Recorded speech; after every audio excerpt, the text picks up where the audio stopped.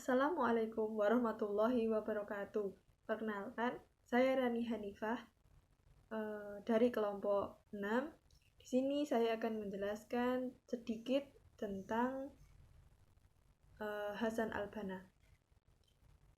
Hasan al-Banna dilahirkan di Desa Mahmudiyah, kawasan Buhairah, Mesir pada tahun 1906 Masehi.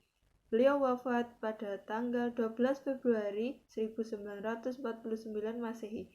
Ayahnya, Syekh Ahmad al-Banna, adalah seorang ulama ahli fikih dan hadis. Ia dilahirkan di keluarga yang taat beragama dan terhormat.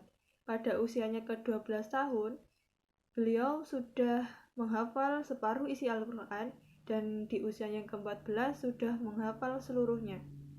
Pada usianya yang ke-16, beliau melanjutkan studinya sebagai mahasiswa. Pada usianya yang ke-21 tahun, beliau sudah menyelesaikan studinya di Darul Ulum dan ditunjuk menjadi guru di Ismailiyah. Pada saat itu, Hasan al-Banna sangat prihatin atas perlakuan Inggris yang memperbudak bangsanya. Masa itu adalah sebuah masa di mana umat Islam sedang mengalami kegoncangan hebat. Kekhalifahan Utsmaniyah di Turki sebagai pengayom umat Muslim di seluruh dunia sedang mengalami keruntuhan. Tentu dengan keadaan tersebut, umat Islam pun mengalami kebingungan. Sementara kaum penjajah mempermainkan Islam dengan seenaknya. Bahkan di Turki sendiri, Kemal Atatürk menghanguskan ajaran Islam di negaranya.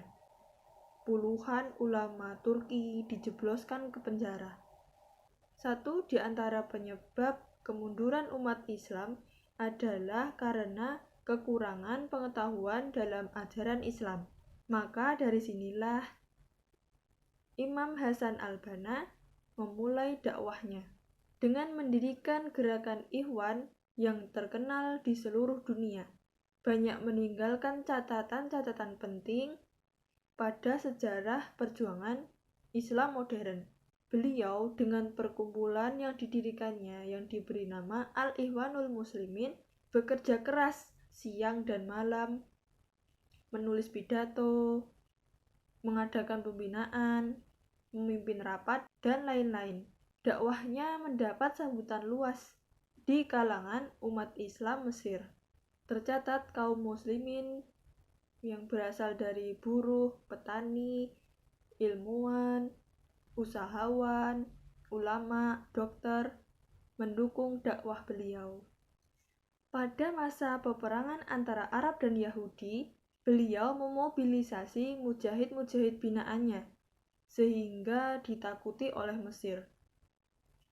Bahkan dari seluruh gabungan pasukan Arab, hanya ada satu pasukan yang ditakuti oleh Mesir, yaitu mujahid binaan beliau, Ikhwanul Muslimin.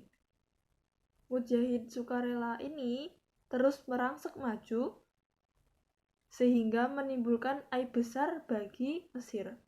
Bahkan Amerika Serikat, sekutu Yahudi, sampai mengancam akan mengebom Mesir jika tidak menarik mujahid Ikhwanul Muslimin.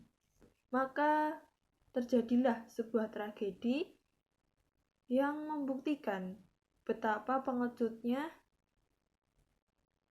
umat pada masa tersebut. Ribuan mujahid Mesir ditarik mundur ke belakang dan disiksa. Oleh siapa? Pemerintah Mesir. Mereka pun sampai dijebloskan ke penjara militer.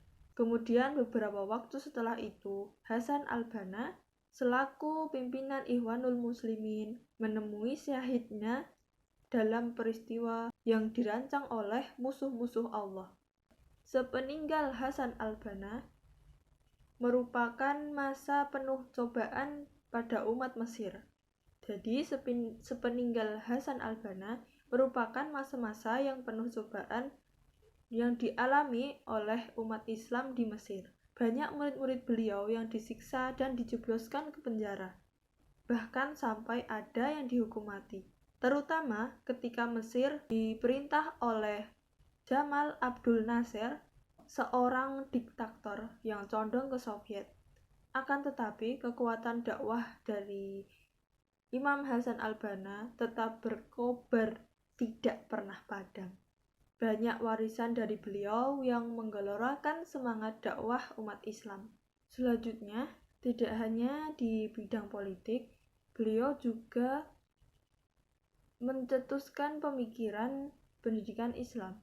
Ide-ide pendidikan Islamnya merupakan suatu respon yang sesuai dengan kondisi pendidikan pada saat ini, yang merupakan sistem pendidikan terpadu yang tidak terlepas dari ajaran inti Islam, yaitu Al-Quran dan As-Sunnah.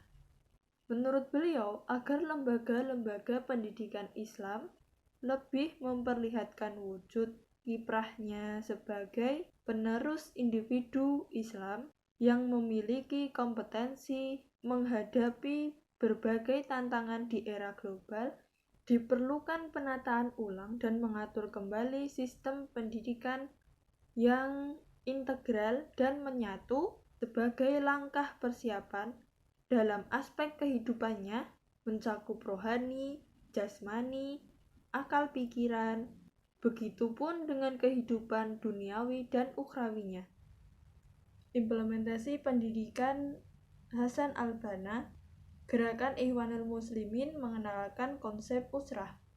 Konsep ini memandang bahwa pendidikan Islam perlu didasarkan pada rasa persaudaraan yang kokoh, keterikatan, rasa peduli terhadap sesama anggota, bahkan jika perlu siap mengalami kesengsaraan bersama.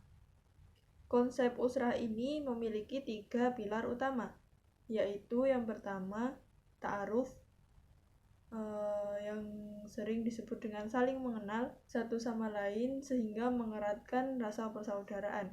Yang kedua, ada tafahum, yaitu saling memahami dan saling menasihati satu sama lain. Yang ketiga, ada takaful, yaitu saling membantu dan meningkatkan solidaritas. Reformasi kurikulum pendidikan Hasan al-Banna memiliki 3 strategi, yaitu menyeleksi materi pembelajaran, lalu menyeleksi guru, dan yang ketiga, menyeleksi bahan ajar. Mengajarkan dan memahami prinsip tauhid menjadi inti materi dari pendidikan Hasan al-Banna. Menjaga keikhlasan kepada Allah dan menjauhi syirik menjadi tujuan utama dalam pendidikan akidahnya. Evaluasi dalam pendidikan Hasan al-Banna mengungkapkan bahwa yang terpenting adalah kejujuran. Beliau menerapkan sebuah model evaluasi al-muhasabah sebagai metode untuk membentuk rasa percaya diri terhadap peserta didik, guna untuk membentuk jiwa yang jauh dari sifat curang dan licik. Hasan al-Banna juga mendidik dan menanamkan kepada anak didiknya bahwasanya Allah selalu menyertai langkah kita. Mungkin sekian dari saya yang dapat saya sampaikan. Apabila terdapat banyak kekurangan dan kesalahan, mohon dimaafkan. Wabillahi taufiq wa hidayah. Wassalamualaikum warahmatullahi wabarakatuh.